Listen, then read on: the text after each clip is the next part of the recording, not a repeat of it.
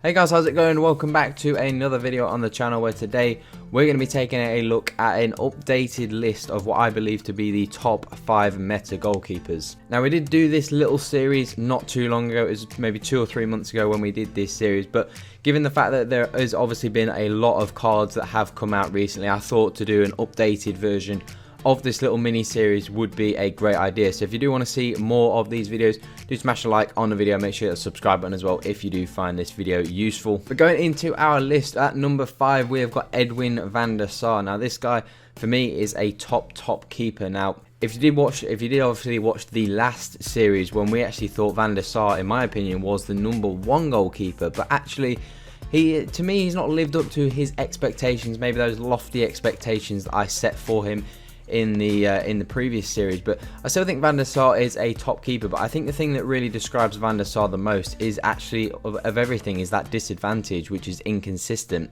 Now Van der Sar is obviously a very good keeper, but I think he's very inconsistent, and you could say that I think for a lot of goalkeepers, but for me Van der Sar, he's either unbeatable or he's really terrible. Like in some games you'll play with him and you feel like you are using like a cheat code, like he will save everything. And then in a couple of games later, you'll play with him, and you genuinely feel like you're using a bronze, you know. And some of the saves that he should be making, he's now not making. So I think the thing with Van der Sar, to me, he feels like one of those keepers that is very inconsistent. I think there's a lot of keepers like Van der Sar in this FIFA that are sometimes they're absolutely amazing, and then you'll use them the next game and they just seem to be terrible. But overall, I still think Van der Sar is a good keeper. Just I think he can be a little bit inconsistent. So if you want a keeper that, obviously Van der Sar being 6'6" is a massive presence in goal. He's a good shot stopper, does make some great reflex saves with his feet, obviously can link with everybody, but just has that little inconsistency with him. But overall, I still think he is a quality keeper. At number 4, I've decided to go for this Footmas David de Gea. Now, I actually got myself this Footmas David de Gea yesterday, and I have used it since. And I think it is a very good card. Now, let alone for the fact that his price, I think it's only about 50k. You know, for me, I did that SBC for nothing per se, because I just used whatever was in my club that was untradeable. So I did it for quote-unquote free. But ultimately, it's still a very good card. You know, I think even if this De Gea turns out to not be a great card in the long run, I think 50k for a 90 rated card is quite cheap, and I can use him for something else anyway. But I think so far, from my experiences with this De Gea, it seems to be a very good card. You know, he's a very good shot stopper. Anything that's sort of between sort of maybe the penalty spot and the 18-yard box, he's so good at saving. What I will say with De Gea, any like really close one-on-ones, he seems to be really poor. Like he seems to spread himself so far that it's just very easy to slide the ball under him. So in that respect, he isn't the greatest keeper, but anything from 12 to 18 yards, people try and take shots, long shots, you know, finesse shots, he's there to save it. He's so good. Obviously, he's got that giant throw, so on counter attacks, that's perfect. You're someone that likes to counter attack. You know, he's got a good throw on him. Obviously saves with his feet, which can be really handy sometimes, and probably is the most common Premier League keeper that you get. Only disadvantage with him is, for me, obviously he's got a weak kick, but he seems to be really poor on crosses, which is surprising, because initially, when you play with De Gea in game, he doesn't feel very tall, he doesn't look very tall, but he's actually 6'4", which compared to Van der Sar in the last example, who was 6'6", he looks massive in the game. Whereas De Gea being 6'4", he doesn't look like a really tall keeper, so he doesn't look like an imposing keeper in the box on crosses. So anytime a cross comes, he does kind of flap at it a little bit, and I've conceded a few goals where he's kind of really flapped at the ball and just sort of not done anything with it, and then it's just been an easy goal for my opponent on a cross or something. So that is a weakness, but overall I think De Gea would get a solid 8 out of 10 from me. In at number 3, I've gone for Lev Yashin. Now, I used this guy about a week ago, and I had him for a couple of days because I wanted to try him out and see how good he was. Now, obviously, his prime card his prime icon card came out last night, but I didn't want to put that one in this list because obviously I haven't used it, so I didn't want to just put a card in there just because. But I tried out this Yashin and it was incredible. I had the prime icon Yashin last year in FIFA, and for me that was the best goalkeeper I've ever used in any FIFA. It was unbelievable. So if this prime one is any better, when we do another updated goalkeepers list in a couple of months time, obviously we'll update this series every couple of months, that Yashin will probably go in this list. But ultimately Yashin is such a good card. The one reason I think you don't see Yashin a lot is I think his price. This 91 Yashin on Xbox is around 300,000 coins, and I think that puts a lot of people off. I think 300k for a goalie when you can get some other goalkeepers that are of a similar rating, have similar card stats, and play quite similar to him for maybe 50 or 60k. Like, for example, that David De Gea is only like 50k, you know, and having used them both, this Yashin probably is a bit better, but it's not massively better, you know. And I think the fact that he's 300k is the reason why you don't see him in a lot of people's teams.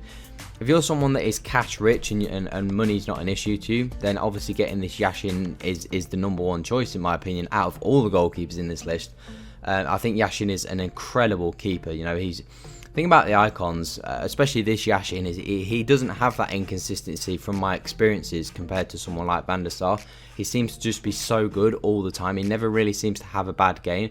So the only reason that he's number 3 on this list is purely because of his price. But if this Yashin somehow was 50 or 60k, I know that's not possible, but if he was 50 or 60k, I think Yashin would be the best keeper in the game. Now at number 2, I've actually gone for Marc-André ter Stegen. Now this might be a little bit of a surprise to some people, but for me, the guy who I've put at number 1, I just think from my experiences is a bit better. Now don't get me wrong, Marc-André ter Stegen is, in most people's eyes, and I think a lot of the community's eyes, the best and most overpowered keeper, you know, the most meta keeper in the game this year.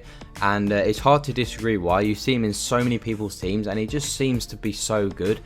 The only little error that I've come across with ter Stegen in the last few weeks is kind of a little bit like Van der Sar. The reason why I changed my keeper from ter Stegen was because, especially I think it was after the last patch, I found that ter Stegen had been nerfed a little bit. I didn't feel like he was as good anymore. I feel like he had a little bit of that inconsistency in his game, was starting to creep in. You know, I feel like some games he feels like he's superhuman. Now I'll actually tell you a little example. Yesterday when I was playing in Foot Champs, I played a guy and I ended up winning both games. But the first game I ended up only winning 1-0, but I had probably 15 or 16 chances from, you know, those opportunities where you are like, you think, yeah, this is a goal, I'm going to score here. And he would save it, and you think, I've never seen a keeper make so many saves. But then in the very next game, I played pretty much the same defense, same keeper. To be fair, that they're kind of the guys' levels of play. They were both pretty good, pretty comparable players. But this next game, I had pretty much the same chances, and I scored like 9 goals against this guy, and he just let everything in. He wouldn't save anything. And I think that for me kind of sums up ter Stegen for me post-patch. He seems to be either like a cheat code like Van der Sar, and he just seems to save everything, or he seems to be really poor and really easy to score against. So that inconsistency for me is not something that I want in my game. But I think goalkeepers are a bit strange, because for some people they're amazing and for some people the same keeper's not good. But I still think ter Stegen is an absolute top quality keeper, and there's no doubt about it. He is absolutely one of the best keepers and arguably could be the number 1 in this list. But considering this is my own personal list, I personally have decided to put Jan Oblak at number 1. Now I've had this 92 Jan Oblak for kind of the last week or so. If you've been watching obviously any of our videos, you know, obviously some of you guys are regulars on the channel, you're seeing like when we do our formation vids, Oblak is our keeper. And this Oblak is incredible. For me, the biggest difference between this Oblak and ter Stegen, the reason why Oblak is number 1 over ter Stegen, is because in my experiences, this Oblak doesn't have those inconsistencies.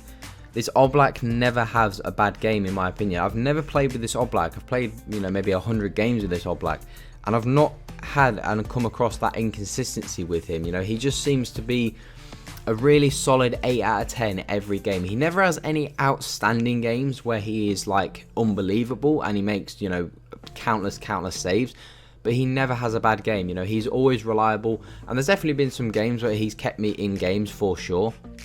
But overall, I think this Oblak is so consistent. You know, I've never really had a bad game. I've never, you know, sometimes your keeper will really frustrate you and you'll rage sell him afterwards. I've never got that feeling with Oblak. I have with, you know, someone like ter Stegen. I've had ter Stegen and he's had, you know, 5 or 6 really bad games on the trot and I've just got rid of him. Whereas this Oblak for me is so consistent and I've just really enjoyed using him. And he's, even though I've got that De Gea, I've still held on to this Oblak because, you know, this Oblak for me is just, at the moment, in my opinion, this Oblak for me is the best keeper in the game. Now, maybe that prime Yashin is going to be better, maybe prime Schmeichel, but from my experiences, this Oblak for me is the best keeper in the game. I love this card, and I'm still going to use this card in my team until I come across a better keeper. But that is it. That is our list for our top 5 keepers. That is what I personally believe are the top 5 keepers right now in FIFA 20. So if you have any other suggestions, if you've got any other players that you think could make this list, do let me know in the comments. Let me know what you think of this list, if you do agree, if you disagree. But this is my list from my experiences. So if you do have any opinions, then obviously try and keep it quite civil. Also guys, as I like to mention, that we do have some streams that will be coming up in Team of the Year. When Team of the Year begins, we're going to be obviously probably streaming. I haven't got like a schedule designed yet. Obviously, you know, there's a lot to do before we get that sorted. But if you are interested, we are going to be streaming when Team of the Year does begin. So make sure you do come and check us out when that happens. But if you did enjoy the video, guys, make sure you drop a thumbs up on the video. Make sure you hit that subscribe button as well if you are new to the channel. And that's all for today, guys. Have an awesome day. I'm out.